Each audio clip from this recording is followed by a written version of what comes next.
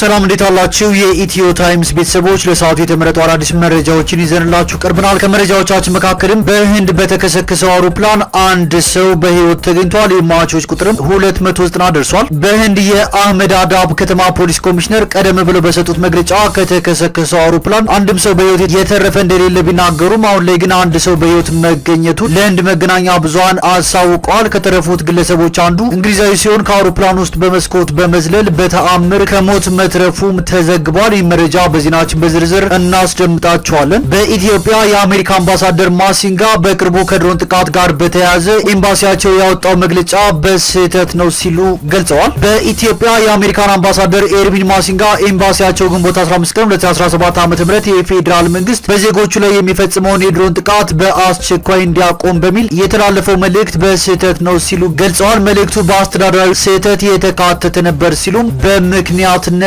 አስቀምጠዋል። መረጃውን በዜናችን በዝርዝር እናስደምጣቸዋለን። ከጤና ባለሙያዎች የስራ ማቆም አድማ ጋር በተያያዘ ከ3 ሳምንታት በላይ በእስር ላይ የነበሩት ዶክተር ማህሌት ጉሽ ከእስር መፈታታቸው ተሰምተዋል። አናቶሚክ ፓቶሎጂስት ዶክተር ማህሌት ጉሽ በዋስትና ከእስር የወጡት ዛሬ 10 ሰዓት ላይ መሆኑንም የቤተሰብ አባላቱ ተናግረዋል። ይህ መረጃም በዝርዝር እንመለከተዋለን። ከነዚህ መረጃዎች በተጨማሪ የፈጥኖ ደራሽ ኃይሉ በግብጽና ሊቢያ አዋሳኝ ስትራቴጂካዊ ቦታዎችን እንደተቆጣጠረ ማስታወቁን በዓለም ላይ ከ67 ሰዎች ውስጥ አንዱ በግዴታ እንደሚፈናቀል የተባበሩት መንግስታት ድርጅት የሰብአዊ መብት ኮሚሽን ማስታወቁን በትግራይ ክልል ያንዣበበው የእርስ በርስ ግጭት ስጋት እንዲቀረፍ የክልሉ ጊዜያዊ አስተዳደር መጣር እንዳለበት በክልሉ የሚንቀሳቀሱ 2 ሲቪክ ተቋማት መጠየቃቸውን በአማራ ክልል በዝንጀሮ ፈንጣጣ ወይም ኤምፖክስ በሽታ የተያዙ 2 ሰዎች መገኘታቸውን በአዲስ አበባ ከተማ በጉለሌ ክፍለ ከተማ ወረዳ 10 ከሰዓት በኋላ ሸጎሌ አንበሳ ጋራዥ አካባቢ ከሚገኝ በመኖሪያ ቤት ጣሪያ ላይ ተሰቅሎ የነበረው የውሃ ማጠራቀሚያ ታንከር በትምህርት ቤት በመውደቁ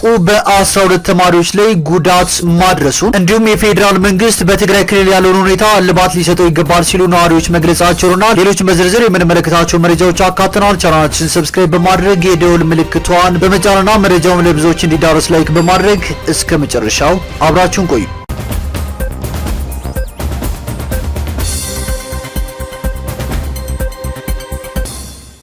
ወደ መጀመሪያው መረጃዎችን ስናልፍ በህገወጥ መንገድ ሲዘዋወር የነበረ ከ1400 ሊትር በላይ ቤንዚን ተይዟል። በሳውላ ከተማ በህገወጥ መንገድ ሲዘዋወር የነበረ ከ1400 ሊትር በላይ ቤንዚን በቁጥጥር ስር ውሏል። ቤንዚኑ በቁጥጥር ስር የዋለው ከቁጥር 2 ኖክ ማደያ ወደ መሎጋዳ ወረዳ በህገወጥ መንገድ ሲዘዋወር ነው። የሰሌዳ ቁጥሩ ኮድ 3 በሆነ ማርቸዲስ ተሽከርካሪ ተጭኖ ሲጓጓዝ ህብረተሰቡ ባደረሰው ጥቆማ መያዙን የደቡብ ኢትዮጵያ ፖሊስ ኮሚሽን ህዝብ ግንኙነትና ገጽታ ግንባታ ዳይሬክተር ምክትል ኮማንደር አሸናፊ ኃይሌ ተናግረዋል። በህገወጥ መንገድ ሲዘዋወር የተገኘው ቤንዚን ከ350 ሺህ ብር በላይ የሚያወጣ ሲሆን ይህም ለመንግስት ገቢ እንዲሆን ተደርጓል። ቤንዚን በበርሜል በህገወጥ መንገድ ሲያዘዋውሩ የተደረሰባቸው ግለሰቦች ከነ ኤግዚቢቱ በህግ ጥላ ስር ሆነው ምርመራ እየተጣራባቸውም ይገኛል። በህገወጥ መንገድ ነዳጅ ማዘዋወርና ማከማቸት በኢኮኖሚና በማህበራዊ እንቅስቃሴ ላይ ከፍተኛ ተጽዕኖ ከማሳደሩን ባለፈ የመልካም አስተዳደር ችግሮች እንዲፈጠሩ የሚያደርግ በመሆኑ ህገወጦች ከድርጊታቸው ሊቆጠቡ ይገባል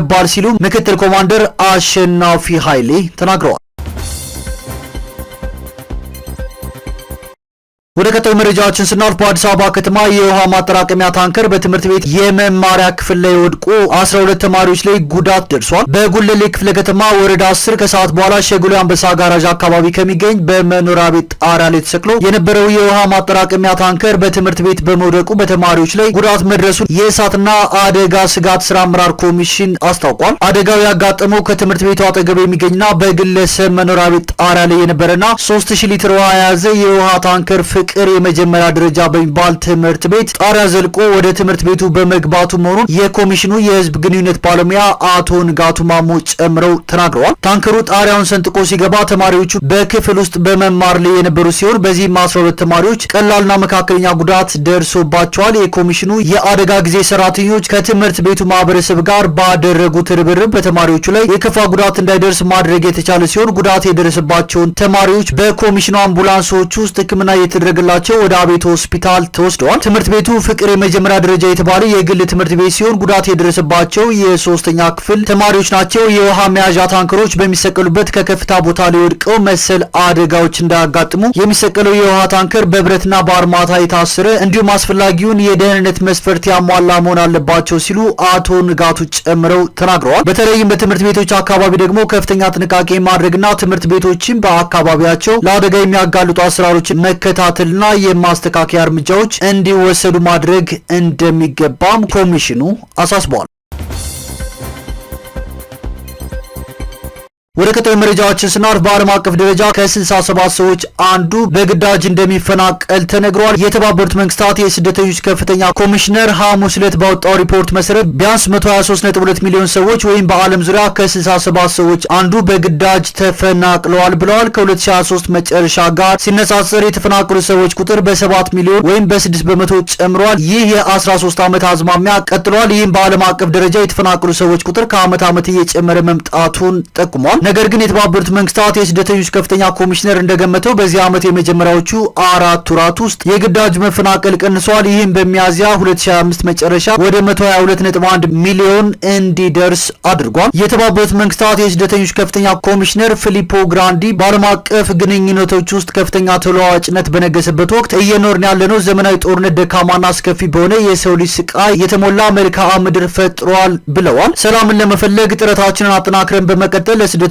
ቤታቸውን ጥለው ለተሰደዱ ሌሎች ሰዎች ዘላቂ መፍትሄ መፈለግ አለብንም ብለዋል። በግዳጅ ከተፈናቀሉት 123.2 ሚሊዮን ውስጥ 73.5 ሚሊዮን የሚሆኑት በግጭት ወይም በሌሎች ቀውሶች ከሀገራቸው ሳይወጡ ከቤት ንብረታቸው ተፈናቅለዋል። ይህ ከ2023 ዓ.ም ጋር ሲነጻጸር የ6.3 ሚሊዮን ጭማሪ ያለው። በዓለም አቀፍ ደረጃ ለመሰደድ ከተገደዱት ውስጥ አብዛኞቹ የተፈናቀሉት በግጭት ሲሆን 60 በመቶውን ይሸፍናልም ተብሏል። ወደ ቀጣዩ መረጃዎችን ስናልፍ በህንድ ኤር የአየር መንገድ አውሮፕላን መከስከስ 204 ሰዎች ሲሞቱ 41 ቆስለዋል። አውሮፕላኑም የሐኪሞች ህንጻ ላይ ወድቋል። 242 ሰዎችን አሳፍሮ ወደ ለንደን ሲያቀና የነበረው የኤር ህንድ አውሮፕላን ሐሙስ ዕለት ከህንድ ምዕራባዊ ከተማ አህመድ አባድ ከተነሳ ከደቂቃዎች በኋላ ተከስክሷል ሲል አየር መንገዱና ፖሊስ ያስታወቀ ሲሆን የህንድ የፌዴራል ጤና ሚኒስቴር በርካታ ሰዎች መሞታቸውን ተናግረዋል። እስካሁን በአደጋው የ204 ሰዎች ህይወት ሲያልፍ 41ዱ ቆስለዋል። አውሮፕላኑ ወደ ብሪታንያ ዊክ አውሮፕላን ማረፊያ በማቅናት እንደነበር ኤር ህንድ የገለጸ ሲሆን የፖሊስ መኮንኖች በአውሮፕላን ማረፊያው አቅራቢያ በሚገኝ ሲቪል አካባቢ ተከስክሷል ብለዋል። አደጋው ከደረሰባቸው 242 ሰዎች መካከል 217ቱ ጎልማሶችና 11 ህጻናት እንደሚገኙበትም ተገልጿል። ከእነዚህ ውስጥ 169ኙ የህንድ ዜጎች፣ 53ቱ ብሪታንያውያን፣ 7 ፖርቹጋሎችና 1 ካናዳዊ መሆናቸውን ኤር ህንድ ተናግሯል። የበረራ መከታተያ ጣቢያ ፍላይት ራዳር 24 እንዳለው አውሮፕላኑ በአገልግሎት ላይ ካሉት እጅግ ዘመናዊ የመንገደኞች አውሮፕላን አንዱ የሆነው ቦይንግ 787-8 ድሪም ላይነር ነው ብሏል። ኤር ህንድ በኤክስ ላይ በአሁኑ ጊዜ ዝርዝሩን እያጣራ ይገኛል ሲልም ተናግሯል። የተጎዱ ሰዎችን በአቅራቢያው ወደሚገኙ ሆስፒታሎች ተወስደዋል። አውሮፕላኑ የወደቀበት ህንጻ የዶክተሮች ማረፊያ ነበር። ከ70 እስከ 80 በመቶ የሚጠጋውን አካባቢ ከአደጋው በኋላ አጽድተነዋል ሲሉ አንድ ከፍተኛ የፖሊስ አባል ለጋዜጠኞች ተናግረዋል። አደጋው የተከሰተው አውሮፕላኑ ከተነሳ በኋላ እንደሆነም የቴሌቪዥን ጣቢያዎች ዘግበዋል። ወደ ቀጣዩ መረጃዎችን ስናልፍ ከጤና ባለሙያዎች የስራ ማቆም አድማ ጋር በተያያዘ ከ3 ሳምንት በላይ በእስር ላይ የነበሩት ዶክተር ማህሌት ጉሽ ከእስር ተፈተዋል። አናቶሚክ ፓቶሎጂስት ዶክተር ማህሌት ጉሽ በዋስትና ከእስር የወጡት ዛሬ 10 ሰዓት ላይ መሆኑን ስማቸው እንዲጠቀስ ያልፈልጉ የቤተሰብ አባሉ ተናግረዋል። አክለውም በፌዴራል ከፍተኛ ፍርድ ቤት አራዳ ምድብ ችሎት ማክሰኞ ሰኔ 3 ቀን 2017 ዓ.ም ለዶክተር ማህሌት የዋስትና መብት ፈቅዶ እንደነበርም ገልጸዋል። በተጨማሪም በክስ መዝገቡ ስር የነበሩ ሌሎች የጤና ባለሙያዎች ትናንት ረቡዕ ሰኔ 4 ቀን 2017 ዓ.ም ከጤና ሚኒስቴር ጋር ውይይት ካካሄዱ በኋላ መፈታታቸውን ገልጸዋል። በአገር አቀፍ ደረጃ የጤና ባለሙያዎች የስራ ማቆም አድማ ጋር ተያይዞ ግንቦት 11 ቀን 2017 ዓ.ም በጸጥታ አካላት ከመኖሪያ ቤታቸው ተወስደው የነበሩት ዶክተር ማህሌት ጉሽን ጨምሮ በ9 ግለሰቦች ላይ ሁከትና ብጥብጥ ማነሳሳትና ከጸረ ሰላም ኃይሎች ጋር በመተባበር በሚል ክስ እንደቀረበባቸው መዘገባችን አይዘነጋም። አናቶሚክ ፓቶሎጂስት ዶክተር ማህሌት ጉሽ በቁጥጥር ስር የዋሉት የኢትዮጵያ የጤና አጠባበቅ ስርዓት ተቋማት ላይ የሚያጋጥሙ ችግሮችንና የጤና ባለሙያዎች የስራ ማቆም አድማ ምክንያቶችን ለቢቢሲ ፎከስ ኦን አፍሪካ አስተያየት መስጠታቸውን ተከትሎ ነው። በወቅቱ በሀገራችን ያለው የጤና ስርዓት የግብዓት ችግር ያለበት ነው ያሉት ዶክተር ማህሌት በተለይ ልክ እንደ ፓቶሎጂ ክፍላችን በኦንኮሎጂ ክፍል ከ10 ዓመታት በላይ ያልተለወጡ ትልልቅ ችግሮች አሉብን ሲሉ አስረድተዋል። በተጨማሪም የሕክምና ባለሙያዎች እያጋጠማቸው ስላለው የገንዘብ ችግር ያነሱት የቤት ኪራይና የትራንስፖርት ክፍያ መክፈል አልቻልንም፣ ባለፉት ጥቂት ወራት መንግስት ባደረገው የኢኮኖሚ ለውጥ ለመኖር ተቸግረናል ሲሉም አክለዋል። ስለ ስራ ማቆም አድማው ሲናገሩም ድንገተኛ ክስተት ነው፣ ስሜታዊ እንድንሆንና ይህንን እንቅስቃሴ እንድናደርግ ያደረገን አደረጃጀት የለም ብለዋል። አክለውም በአገሪቱ ሁሉም ነገር ጨምሯል፣ ነገር ግን ደሞዛችን አሁንም እንደ ቀድሞው ነው፣ ስለዚህ ከዚህ በላይ በዚህ መኖር አንችልም ማለታቸውን አዲስ ስታንዳርድ ዘግቧል።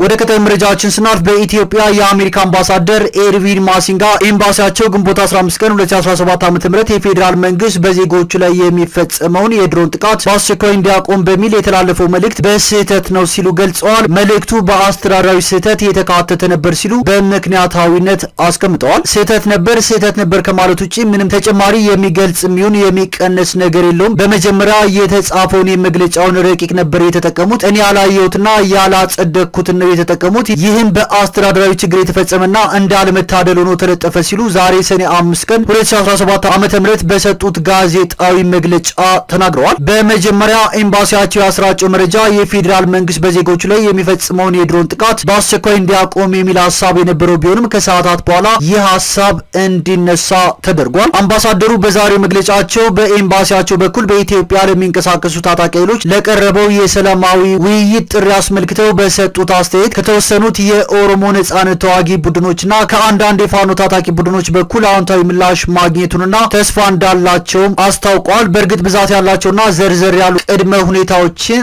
አቅርበዋል ሲሉም ተናግረዋል።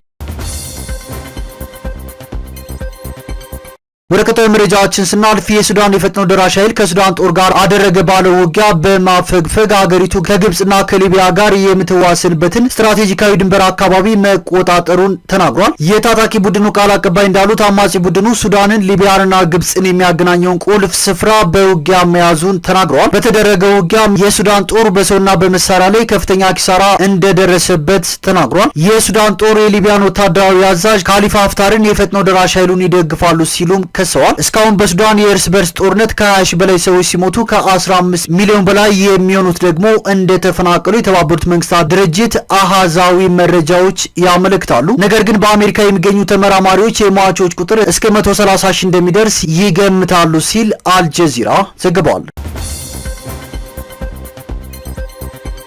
ወደ ቀጣዩ መረጃችን ስናልፍ በትግራይ ክልል ያንዣበበው የእርስ በርስ ግጭት ስጋት እንዲቀረፍ የክልሉ ጊዜያዊ አስተዳደር መጣር እንዳለበት በክልሉ የሚንቀሳቀሱ ሁለት ሲቪክ ተቋማት ጠይቀዋል። ቅድሚያ ለሰብአዊ መብቶችና የዲሞክራሲና የማህበራዊ ፍትህ ድምጽ የተባሉት ሲቪክ ተቋማት ባወጡት መግለጫ እንደሚሉት በትግራይ ውስጣዊና ውጫዊ ችግሮች ምክንያት በክልሉ የእርስ በርስ ግጭት ይቀሰቀሳል የሚል ስጋት አስከትሏል። ስጋቱ አሳሳቢና የትግራይ ህዝብ ሊቋቋመው የማይችል ነው ያሉት እነዚህ ሲቪክ ተቋማት ስጋቱን ለማቃለል በትግራይ ያሉ ሁሉም አካላት አስተዋጽኦ እንዲያደርጉ ጥሪ አቅርበዋል። የዲሞክራሲና ማህበራዊ ፍትህ ድምጽ ስራ አስኪያጅ አቶ መላኩ ኃይሉ የትግራይ ኃይሎች ወታደራዊ መኮንኖች ባለፈው ጥር 15 ቀን 2017 ዓ.ም አንድ የፖለቲካ ኃይልን ደግፈው መግለጫ ካወጡና ቀድሞ የትግራይ ጊዜያዊ አስተዳደር በኃይል ከስልጣን ከተወገደ በኋላ በትግራይ ኃይሎች መካከል መከፋፈሎች መፈጠራቸውን ያነሳሉ። ይህ ክፍፍል ሌላ ታጣቂ ኃይል እንዲፈጠር የአደገኛ ግጭት ስጋት እንዲኖር ማድረጉን ገልጸዋል። ዶቼ ቬለ እንደዘገበው የተወሰኑ የትግራይ ኃይሎች አባላትና አዛዦች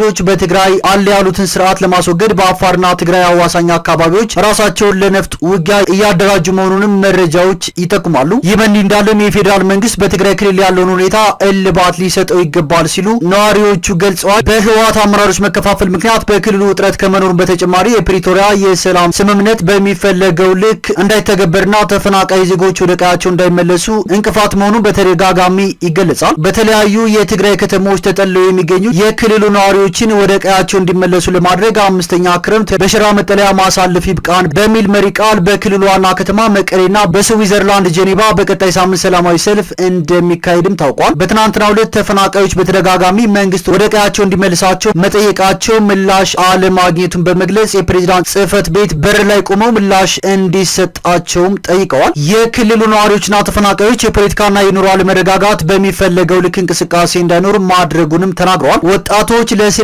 እየተዳረጉ መሆኑን አንስተው ዳግም ግጭት ይነሳል የሚል ስጋት ውስጥ መግባታቸውንም አንስተዋል። በመጠለያ ጣቢያ ውስጥ የከፋ ጉዳት ከመድረሱ አስቀድሞ አስቸኳይ መፍትሄ እንዲሰጣቸውም ተፈናቃዮቹ ጠይቀዋል። ስለሆነም የፌዴራል መንግስት የሀገርን ዳር ድንበርና ህግን ማስከበር፣ ተፈናቃዮችን ወደ ቀደመ መኖራቸው መመለስና ለሚታዩ ፖለቲካዊ ውጥረቶች እልባት መሰጠት አለበት ሲሉ አሳስበዋል።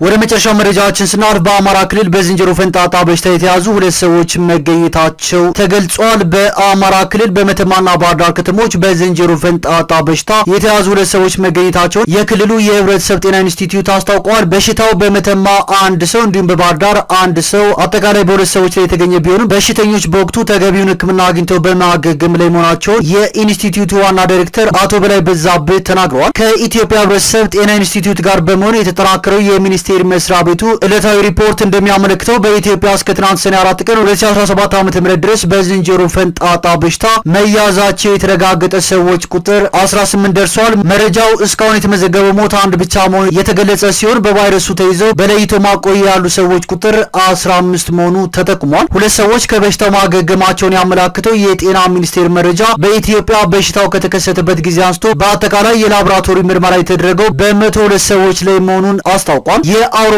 ኮሚሽን ሲቪል ፕሮቴክሽንና የሰብአዊ ረድኤት ማስተባበሪያ ተቋም የተገኘው መረጃ እንደሚያሳየው በኢትዮጵያ የዝንጀሮ ፈንጣጣ ምርመራ የሚካሄደው በ3ቱ የአገሪቱ ከተሞች ማለትም አዲስ አበባ፣ አዳማና ሐዋሳ ብቻ እንደሆነም ተገልጿል።